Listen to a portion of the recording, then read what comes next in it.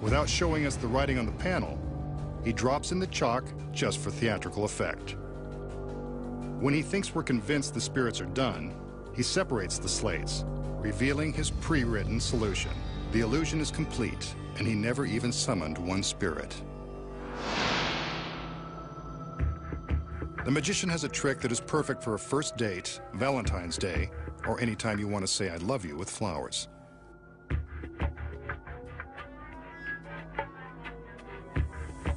All he needs are a beautiful girl in extremely tight pants,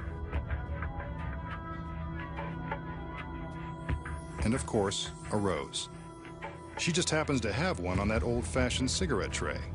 Gotta love a girl who doesn't smoke and brings her own flower. In Hollywood, she's a total catch.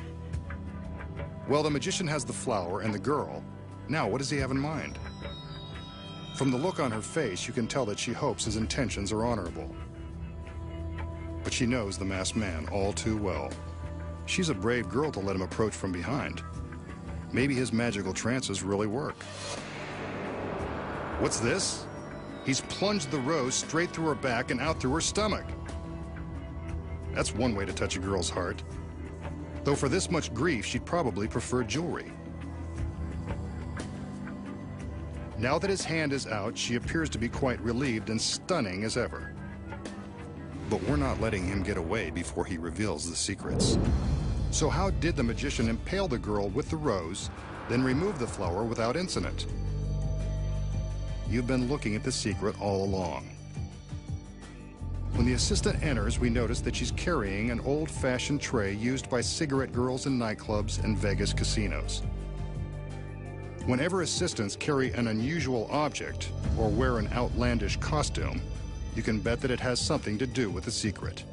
When the girl strips off her jacket and elaborate blouse, you can see that her outfit was covering this fake arm. It's held in place by this shoulder harness. The fake arm disguises the fact that her real arm is tucked under her blouse and across her stomach. For the trick, she wears a black glove just like the magician. You'll notice that the ruffles on the blouse conceal the fact that her hand is hiding underneath. The front of the blouse is left open, which makes it easy for her to slip her hand from between the ruffles. The fake hand is attached to the side of the tray away from the audience, so they assume both of her hands are holding the tray as she enters. The magician approaches the girl from behind and pretends to plunge the flower through the girl. He's careful to keep his hand directly behind the girl's back. At the same time, the girl pushes her gloved hand through her blouse. But how does the flower get from behind her back to inside her shirt? Before the trick began, a duplicate flower was concealed inside. This is the flower that the magician takes after she drops it on the tray. The original flower has been gimmicked with clear plastic tape, so it easily attaches to the back of the girl's leather jacket. When she pushes the duplicate from her blouse, it appears that the original flower has passed right through her body.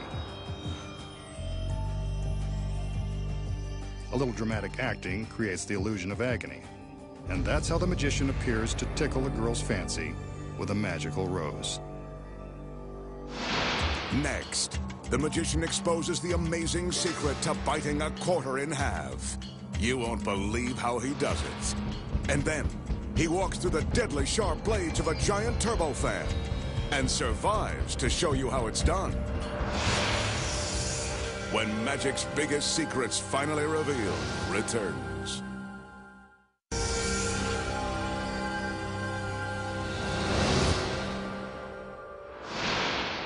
Next, the magician will attempt a little close-up magic using an ordinary quarter. In case you're wondering, this authentic quarter is legal tender for all debts, public and private. The magician places the quarter into his mouth and appears to be taking a bite out of it. Take a closer look. Those are genuine teeth marks. That's one way to get your minerals and your money's worth at the same time. Now watch. He spits, he scores. The quarter is back in one piece. A neat trick for less than $1.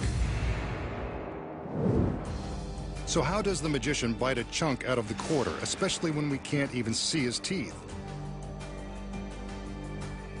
And does he really spit the missing piece back out, restoring the quarter in front of our eyes?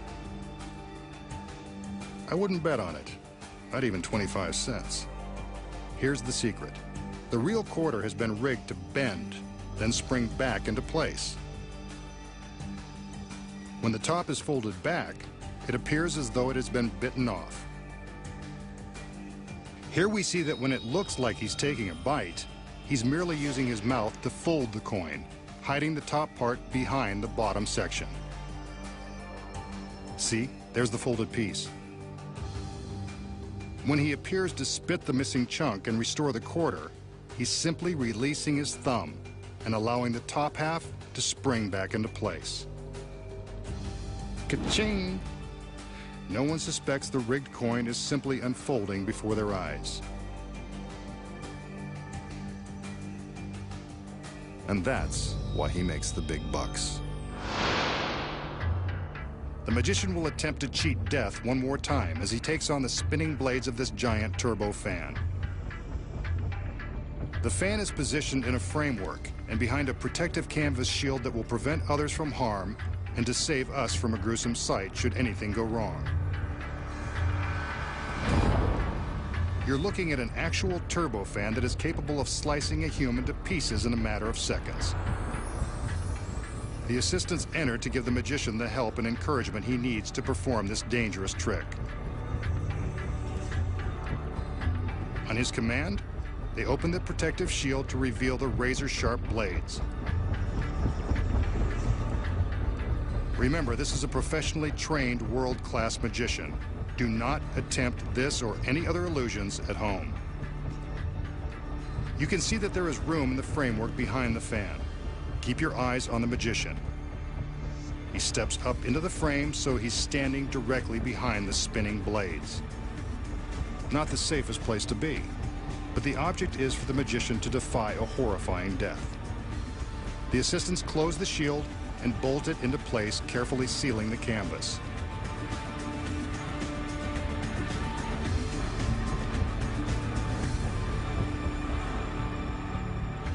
He's ready. There go the lights. And there he is, still standing behind the deadly blades.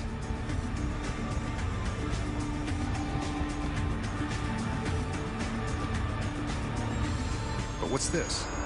He seems to be pushing his hand through the spinning blades and out of the canvas shield. Yet the turbo fan is still spinning.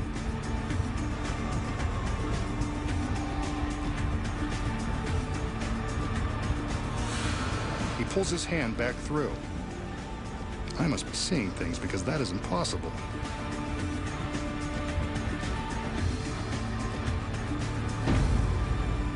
The lights go out again, and the girls enter. They unbolt the front of the frame and open the shield.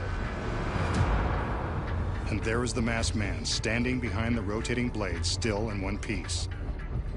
There's no way for him to have passed his arm through the canvas without being sliced to pieces. It must be an illusion. The frame is bolted shut one more time, and the canvas shield is sealed. Let's see what happens. The girls back away to a safe distance as the magician gets ready. There go the lights. They're back on in an instant. Maybe the turbofan is causing a power shortage. No matter. We can clearly see the shadow of the magician on the shield.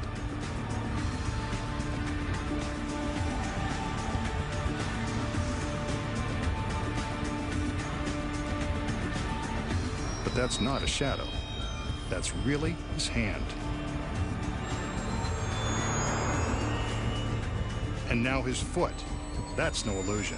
He should be shredded by now, yet he continues to pass through that fan as if it weren't even there. He's out, and the fan keeps spinning away.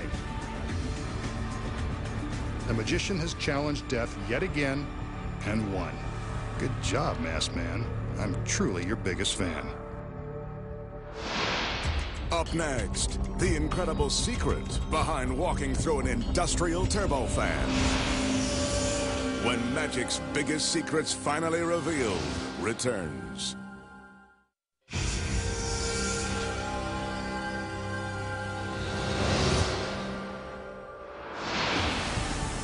We just saw the masked magician walk through the spinning blades of an industrial turbofan and survive.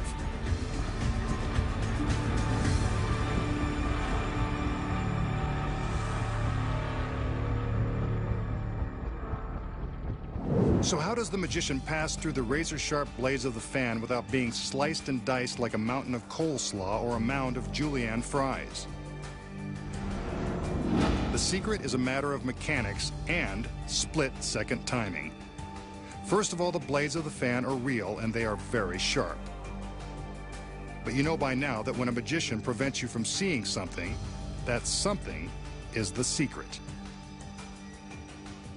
But he's not making the magic happen. This guy is. From this angle, we can see that the frame around the fan is built to allow the fan to slide back and forth.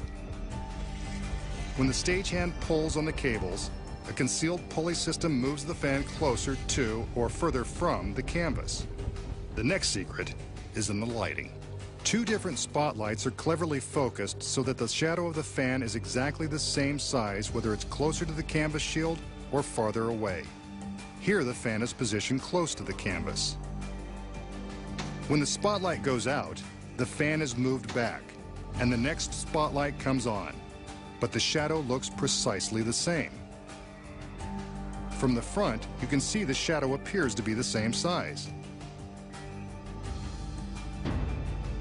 The magician waits for the light to go out, steps to the side of the frame as the fan moves back, and then steps in front of it before the next light comes on.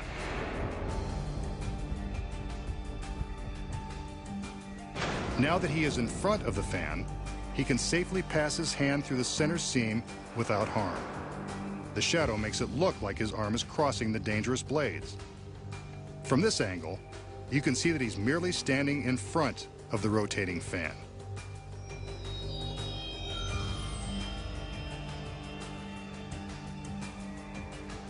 See? No danger at all, as long as he doesn't lean back. But how did he get back behind the revolving blades by the time the frame was opened? Simple. When the light goes out, he just steps to the side and reverses the process when the fan slides forward. The lights come back on, and he looks like he's standing exactly where he started. Then it all happens again one more time. The lights go out, the magician sneaks around the fan, and when the lights come back on, he splits the seam and steps through. The audience thinks he's magically walking through the twirling fan. And there you have enough secrets to make your head spin. Next time, the masked magician returns to reveal more of magic's biggest secrets.